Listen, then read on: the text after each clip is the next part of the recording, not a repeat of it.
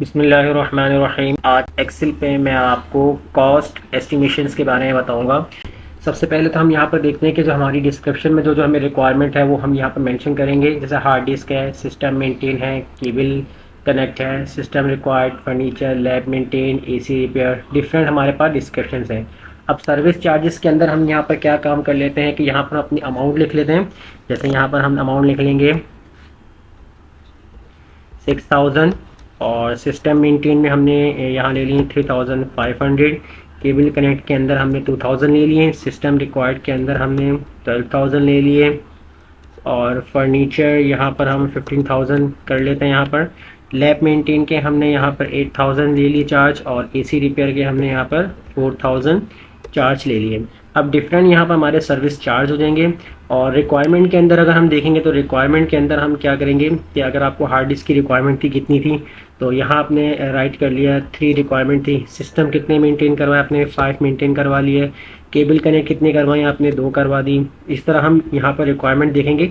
System की requirement कितनी थी, यहाँ पर आपने 5 कर ली। फर्नीचर यहाँ पर आपने 2 कर दिए। लैब मेंटेन यहाँ पर 1 कर दिए। एसी रिपेयर यहाँ पर आपने 3 कर दिए।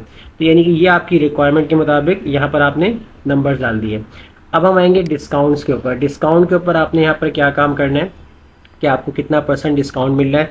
अब यहाँ पर हम किसी पे डिस्काउंट दे देते हैं। यहाँ पर जैसे कि इसको हम देते हैं 5% डिस्काउंट, 6% डिस्काउंट और 12% डिस्काउंट, 10% डिस्काउंट और 6% एंड 8% और 3% और इसके बाद यहाँ पर हम देते हैं 4%। यानी कि डिफरेंट हम डिस्काउंट वगैरह यहाँ पर दे रहे हैं।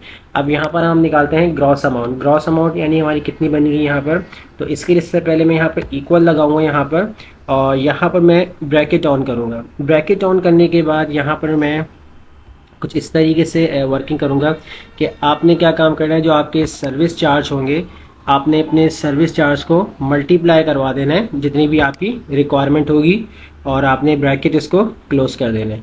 ब्रैकेट क्लोज कर देंगे तो यहाँ पर अब आपने इसको एंटर कर देना है। एंटर करने के बाद अब आपने यहाँ पर इसको क्लिक करना है। तो देखेंगे ये आपके पास आपकी ग्रॉस अमाउंट आ जाएगी। जो भी आपने ग्रॉस अमाउंट के मुताबिक जितनी रिक्वायरमेंट थी वो आपकी यहाँ पर इस तरीके से निकल जाएगी। अब हम क्या करेंगे, यहाँ पर इसको ड्रैग करेंगे ताकि जितने हमारे डिस्क्रिप्शंस की जितनी बार रिक्वायरमेंट होगी वो सबके ऊपर ये अप्लाई हो जाए।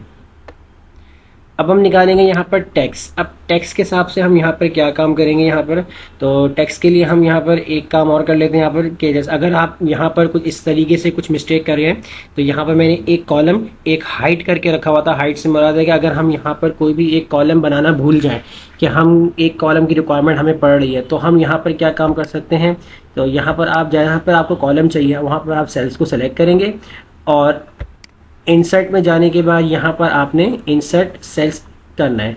यानी कि आप पहले इतने शीट्स के रिकॉर्ड को सिलेक्ट कर लें। यहाँ पर हम इसको सेलेक्ट कर लेते हैं। जितने आपको कॉलम्स की रिक्वायरमेंट होगी, जितने आपको सेल्स की रिक्वायरमेंट होगी, आप उतने सेल्स को सिलेक्ट कर लेंगे यहाँ पर। अब उसके बाद आप इंसर्ट सेल में जाएंगे, इंसर्ट सेल्स पे क्लिक करेंगे और यहाँ से आपने शिफ्ट सेल राइट पे चेक लगाना है और यहाँ से आप इसको ओके कर देंगे। तो देखिए अब आपके पास एक रिक्वायरमेंट यानी कि और आ जाएगी इस तरीके से। इसको भी मैं थोड़ा सा सेट कर लेता हूँ यहाँ पर और नीचे वाले सेल्स को भी हमें मर्ज करके इस तरीके से फिल कर लेता हूँ। अब यहाँ पर मैं क्या काम करूँगा, ग्रॉस अमाउंट के बाद में यहाँ पर निकालूंगा discount with amount. Discount with amount, या मैंने अमाउंट यानी शॉर्ट फॉर्म मैंने इस तरीके से राइट कर ली, डिस्काउंट विद अमाउंट। अब यहाँ पर हम डिस्काउंट विद अमाउंट यहाँ पर कैसे निकालेंगे, तो आपने यहाँ इक्वल लगाना है। तो आपकी जो ग्रॉस अमाउंट होगी आपने इसको सेलेक्ट करना है और मल्टीप्लाई कर देना है आपने डिस्काउंट वाले सेल से। एंटर करेंगे तो अब आपके पास जो डिस्काउंट विद अमाउंट आ जाएगी वो इतना डिस्काउंट आ रहा है कि आपने इतना डिस्काउंट दिया है यहाँ पर। अब उसके बाद हम निकालेंगे टैक्स। अब कितना कितना टैक्स यहाँ पर लग रहा है। अब जैसे कि अगर हम टैक्स फिक्स कर देते हैं कि 2% टैक्स लगेगा या 5% टैक्स लगेगा, तो यहाँ हम इक्वल लगाएंगे और ग्रॉस अमाउंट को सिलेक्ट करेंगे और मल्टीप्लाई कर देंगे यहाँ पर। जैसे कि मैं 3% यहाँ पर टैक्स फिक्स कर रहा हूँ तो मैंने यहाँ पर 3% टैक्स अप्लाई कर दिया और एंटर कर दिया।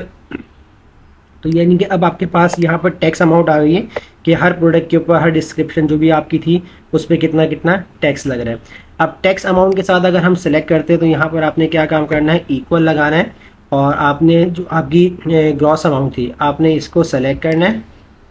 सेलेक्ट करने के बाद आपने यहाँ पर आपने जो प्लस करवा आपने करना है, टैक्स प्लस करना है और इसके बाद आपके जो टैक्स था वो आपने सेलेक्ट करना है और इंटर कर देना है। तो देखें ये आपकी जो अमाउंट आ जाएगी वो टैक्स के साथ आ जाएगी। और अमाउंट विद टैक्स के साथ अगर हम देखते हैं यहाँ पर तो वो हमारे पास किस तरीके से आएगी। तो इक्वल लगाएंगे, ब्रैकेट ऑन करेंगे, जो भी आपका ग्रॉस अमाउंट होगा इसको आपने सेलेक्ट करना है और आपने प्लस कर देना है, जो भी आपका टैक्स अमाउंट आ रहा होगा उसको सेलेक्ट करेंगे, ग्रॉस अमाउंट को प्लस करवा देंगे और टैक्स अमाउंट को सिलेक्ट करेंगे, ब्रैकेट क्लोज कर देंगे और माइनस कर देंगे आप अपने डिस्काउंट के साथ, एंटर करेंगे। तो देखें ये अब आपके पास जो टैक्स अमाउंट आ रहा है ये आपके पास डिस्काउंट माइनस होकर आ रहा है। इसको आपने ड्रैग करना है यहाँ से। तो जैसे आप ड्रैग करेंगे तो ये अब आपके पास जो अमाउंट आ रहा है ये टैक्स के साथ होकर और आपका डिस्काउंट जितना भी तो वो माइनस होकर इसने हमें अमाउंट दे दिया है। तो देखिए ये थी आपकी आज की कॉस्ट एस्टिमेशन शीट कि हमने कैसे किसी भी कंपनी की कॉस्ट एस्टिमेशन कैसे कैलकुलेट कर सकते हैं different gross amount and tax के साथ। शुक्रिया।